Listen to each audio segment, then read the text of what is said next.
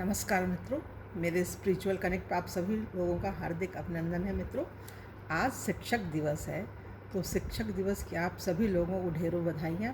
और अपने अपने गुरुओं को, शिक्षकों को याद कीजिए और कोशिश कीजिए उनके पद चिन्हों पे चलने की।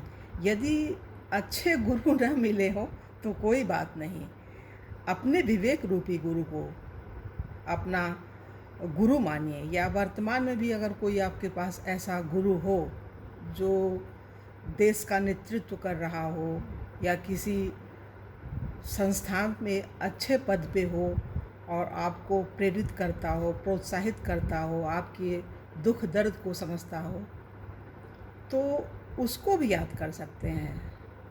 माँ पहली गुरु होती है, पिता हैं, फिर आगे शिक्षक हैं, समाज है। गुरु तो तरह तरह के होते हैं। गुरु हर क्षण आपको मिलेंगे तो प्रेरणा ही देंगे, जो सच्चे गुरु होंगे। नहीं तो हर तरह के गुरु हैं। अभी कबीरदास जी की वो है, दोहे लेकर के बैठे हैं, उनके जो वो हैं लिखे क्या, उन्होंने बोल दिया और लोगों ने लिख लिया, रिसर्च कर रहे हैं। तो उनके जो शब्द भंडार हैं, उनके हृदय से निकले हुए, तो वो चीज़ें हैं। कबीर की वाणी वो है मित्रों, उनको हम बताएंगे।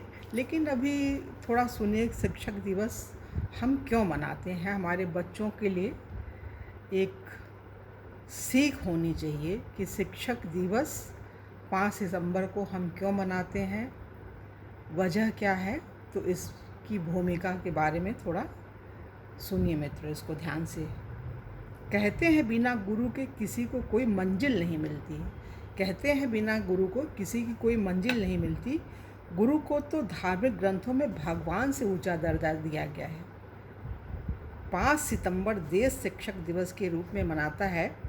भारत के पूर्व राष्ट्रपति डॉक्टर सर्वपल्ली राधाकृष्णन के जन्मदिन को भी भारत में शिक्षक दिवस के रूप में मनाया जाता है। दरअसल इसी दिन हमारे देश के जो दूसरे राष्ट्रपति डॉक्टर सर्वपल्ली राधाकृष्णन जी का जन्म हुआ था। डॉक्टर राधाकृष्णन कई विषयों की ज्ञाता, दार्शनिक और शिक्षक भी थे। जब वे राष्ट्रपति बने तो उनके कुछ छात्रों और मित्रों ने उनसे 5 सितंबर को उनका जन्मदिन मनाने की अनुमति मांगी। इस पर राधाकृष्णन ने कहा, यह मेरे लिए सम्मान की बात होगी अगर 5 सितंबर को मेरा जन्मदिन मनाने के बजाय इसे शिक्षक दिवस के रूप में मनाया। तब से ये दिन शिक्षक दिवस के रूप में मनाया जाने लगा है। तो ये एक चीज़ है जो हम लोगों को याद रखना है और अपने बच्चों को बताना है। वो बचपन में ही उनको बता देना है। जब बच्चे छोटे से हों, फर्स्ट सेकंड स्टैंडर्ड में पढ़ रहे हों, तभी उनको ये चीज़ सिखाई जानी चाहिए। और मित्रों, बहुत सारी चीज़ें हैं और हम जिसे सोचते हैं कि सही में शिक्षक क्या हो सकता है, हमारे विचार से आप अपना भी विचार व्यक्त कर देते हैं। शिक्षक वस्तुतः वह है जो लोगों को उस हद तक विकसित करने का इच्छुक हो कि वे ज्ञान और योग्यता में उससे भी आगे निकल जाए। मतलब शिक्षक के अंदर ये भाव होना चाहिए कि हमारा जो शिष्य है, हमारे जो पढ़ने वाले बच्चे हैं, हमारे द्वारा पढ़ाए जाने वाले, उनकी तरक्की इस स्तर तक हो कि हमारे बच्चे हमसे भी आगे निकले। मतलब ये जो आधार हो पढ़ाने का, उनका अंतःकरण से जुड़ा हुआ हो, वो अपने बच्चों से भी ज़्यादा अपने शिष्यों को प्रेम करें और शिक्षा दें। तो इसके बारे में थोड़ा सा कबीरदास जी की वाणी में सुनिए मित्रों इसको। गुरु क्या है, शिष्य क्या है। गुरु और पारस में अंतर है। कबीरदास जी कहते हैं गुरु और पारस में अंतर है। यह सभी संत जानते हैं। पारस तो लोहा को सोना ही बनाता है, लेकिन गुरु शिष्य को अपने सदृश बना लेता है।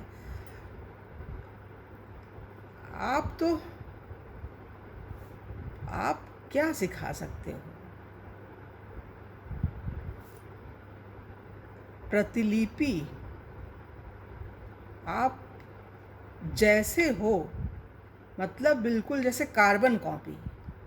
शिष्य क्या होता है ना, शिष्य गुरु का एक कार्बन कॉपी, वैसा ही वैसी जैसे लिखा नीचे एक पेपर लिखा कार्बन कॉपी हो गई, वही चीज़ें आ गई बिल्कुल अपने जैसा ही, अपने से भी श्रेष्ठ बनाने की कोशिश करता है, वो होता है गुरु। गुरु कुम्हार सदृश होता है और शिष्य घड़ा है। अंदर से हाथ का सहारा देकर, बाहर से चोट मार मार कर और गढ़ गढ़ कर शिष्य की बुराई को निकाल देता है, ये गुरु होता है। ये कबीरदास जी कहते हैं, हमारे जो संत कह लीजिए, संत ही थे वो, बगैर पढ़े लिखे संत थे, लेकिन उन्होंने जो बोल दिया वो वाणी जो है उनकी अमिट है, दिल में जो है घर कर गई, हर व्यक्ति के दिल में घर कर गई जो उनको जानते हैं, मानते हैं।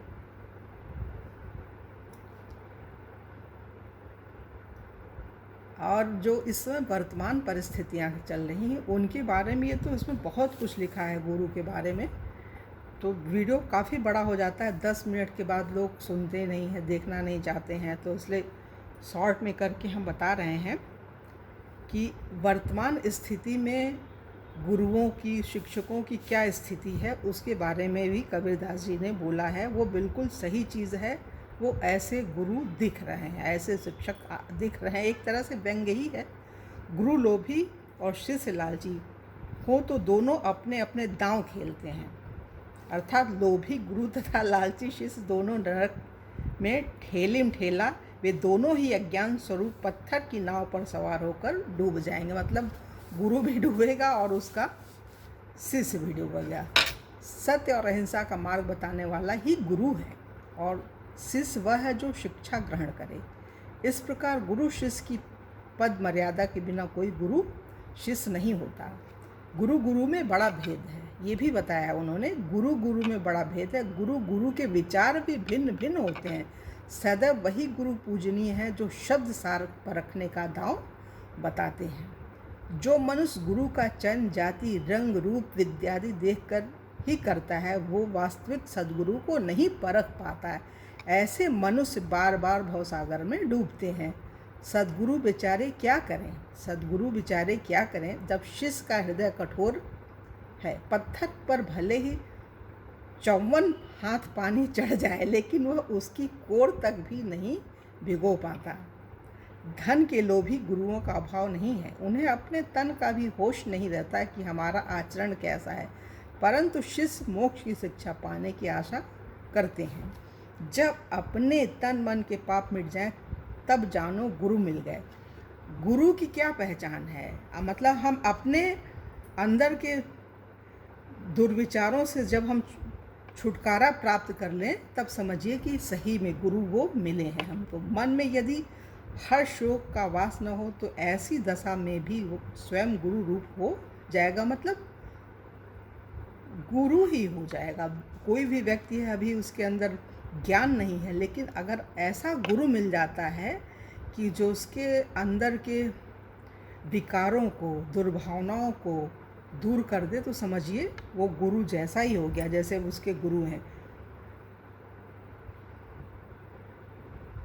गुरु घर घर द्वार द्वार पुकारते फिरते हैं कि हमसे मंत्र ले लो, चाहे तुम कैसी भी शिक्षा ग्रहण कर लो, हमें तो तन के लिए पैसा धोती से काम है। मतलब मिनिमम जो कम से कम आवश्यकता है गुरु की, उनमें भी गुरु गुजारा कर लेते हैं और अपने शिष्यों को देने के लिए तैयार रहते हैं, जो अच्छे गुरु होते हैं। जिस प्रकार जल छान कर पीते हैं, ठीक उसी प्रकार गुरु का चयन भी सोच समझ कर ही करना चाहिए। जो बिना किसी विचार के गुरु का चयन करता है, वह इस संसार के 84 चक्र में भटकता रहता है।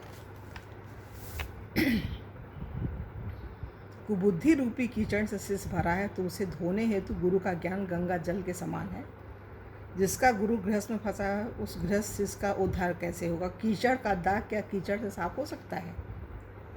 कबीरदास जी कहते हैं कि जिस प्रकार लोहे की नाव पर लोहे का भार लाद देने से वह डूब जाती है, ठीक उसी प्रकार पापी मनुष्य को यदि पापी गुरु का साथ मिल जाए तो संसारी डूब जाते हैं।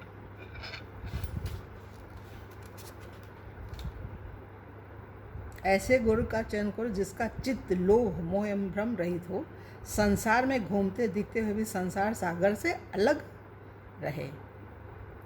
बिना सद्गुरु के उपदेश के देवता ऋषि मुनि तथा ब्रह्मा महेश भी नहीं तर सकते। जिस गुरु से अज्ञान का अंधेरा दूर न हो और हृदय का शक न मिटे, ऐसे गुरु को झूठ समझो और उसे छोड़ने में तनिक भी देर न करो। यदि विवेकपूर्ण गुरु मिल जाए तो वह शिष्य को निभा लेता है। यदि विवेकपूर्ण गुरु मिल जाए तो वह शिष्य को निभा लेता है। शिष्य भाव पुत्र भाव एक समझो, फिर भी बेटे से शिष्य श्रेष्ठ होता है, क्योंकि बेटा सांसारिक स्वार्थवश है और शिष्य कल्याण इच्छुक है। गुरु की भक्ति साधना में चित्त लगाने से विषय वासना रूपी विष दूर हो जाता है। वह शिष्य दिल के विकार रूपी काजल को धो डालता है। तो मित्रों, ये काफ़ी बड़ा हो रहा है वीडियो, तो हम सोचते हैं कि अब इसको इनकी वाणी गुरु इनकी वाणी को तो मन कर रहा है कि सुनते जाओ सुनाते जाओ, लेकिन बंद करना ही पड़ेगा।